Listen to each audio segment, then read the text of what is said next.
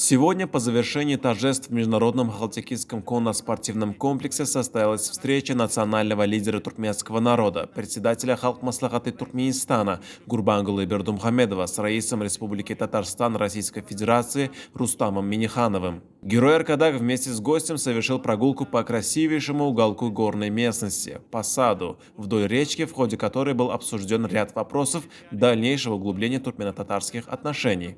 В ходе встречи национальный лидер туркменского народа подтвердил стремление Туркменистана и далее осуществлять активную деятельность, нацеленную на наращивание многопланового сотрудничества с братским Татарстаном в рамках стратегического партнерства с Российской Федерацией. Затем от имени президента Туркменистана в честь главы Республики Татарстан в культурно-развлекательном центре Гала, расположенном в прекрасном уголке Капитага, был организован официальный прием.